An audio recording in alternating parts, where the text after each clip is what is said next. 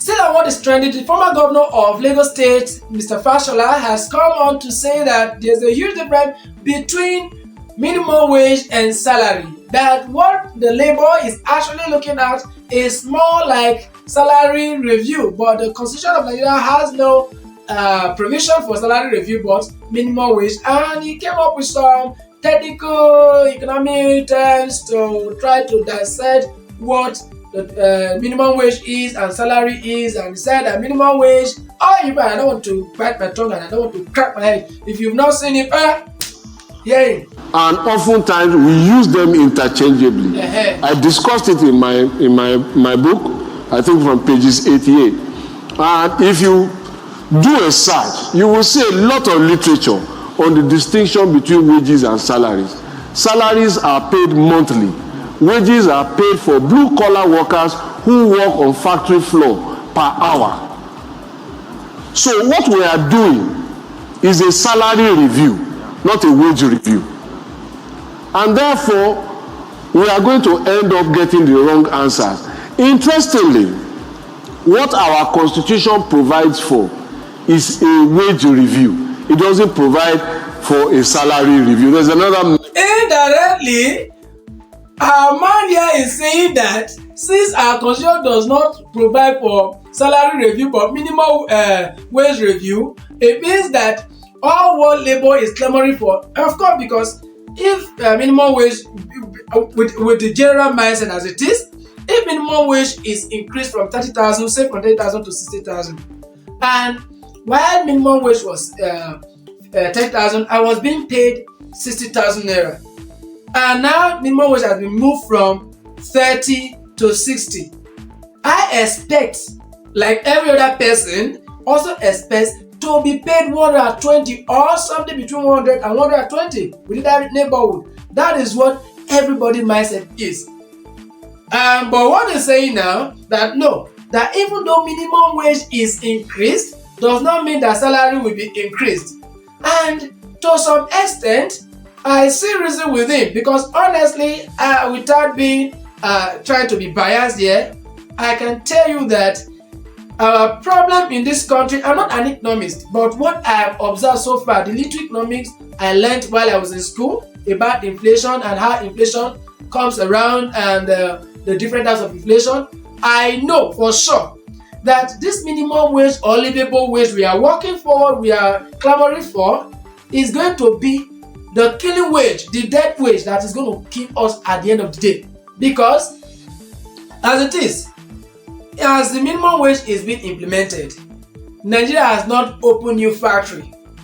People are not going to farm, unlike what is happening in Burkina Faso, whereby the military president has refused to buy himself SUV. Instead, he's going to buy tractors. You can know, you understand where the guy is going to. Soon as Burkina Faso will be importing or exporting their food to us, because they will have enough. Because this is something they are doing on a grand scale as it is. So farming is reducing. I showed you the video of herdsmen ravaging farms in the northern region of Nigeria. We showed that day. So food production has not increased. Everything, just name it. Economic activities have not increased. The only thing that want to be increased now is the money. So as it is, you that have 30,000 naira now, pursuing 15 seed of tomato for 4,000 naira, it is still 15 seed of tomato that will still be available to you when that salary has been increased. That minimum wage has been increased from 30 to 60. So it means that you that was paying 4,000 naira to pursue just 15 seed of tomato, you will be using 8,000 naira to pursue that same 15 seed of tomato. You getting it? So I just hope that God give the government of the day and all the stakeholders the wisdom to navigate this dicey situation we find ourselves. So alright, let's go to the next. Okay, you want to hear more? Let's hear what he says more. Mechanism that deals with that. And I've said sometime next week when I have some time, I'm going to do a treatise on it. So the problem therefore is not setting the minimum salary, because that's what we are setting. In other countries, once they set minimum wage, it's lock, stock and barrel. everybody pays so much per hour. So what the farmer can then do is say, look, you are not going to work 8 hours anymore. I need you to work 3 hours, and I'm going to pay the minimum wage. When you finish, go. So instead of 8 hours, you get more money for working for less hours, and you can do 3-4 jobs to make up the time. Okay? But what we are doing here, we are setting a monthly minimum salary. Unlike the setting of the minimum wage, it doesn't affect salary workers in that sense. But once you raise the minimum wage, now that's where the governors are saying we're having problems. Once you raise to 30, or from 30 to 60, it means that everybody above that must go right to the top, right to permanent secretary. And that's where the problem really lies.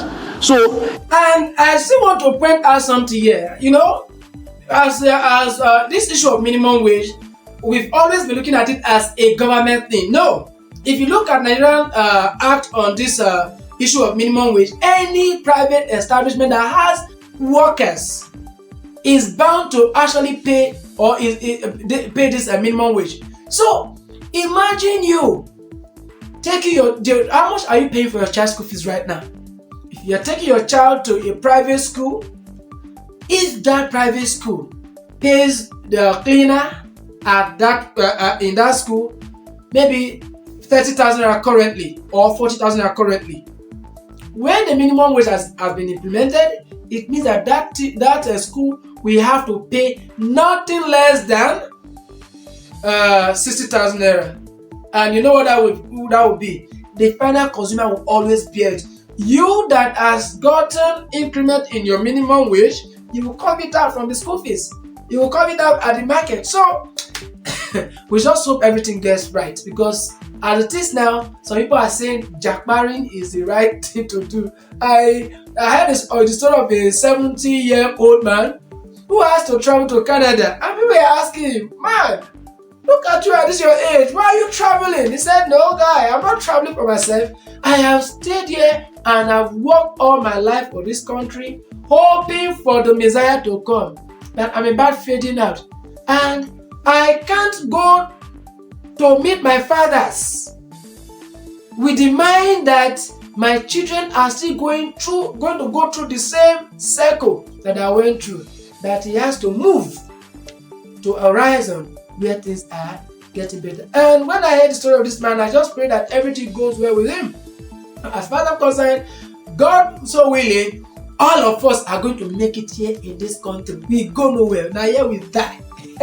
All right, let's move on. In our rush to put some money in the hands of the most vulnerable, which is important, let us understand that we probably have to decouple this thing in a more holistic way and set so that the people who are running businesses who are likely to be affected can say, look, we are going to pay minimum wage.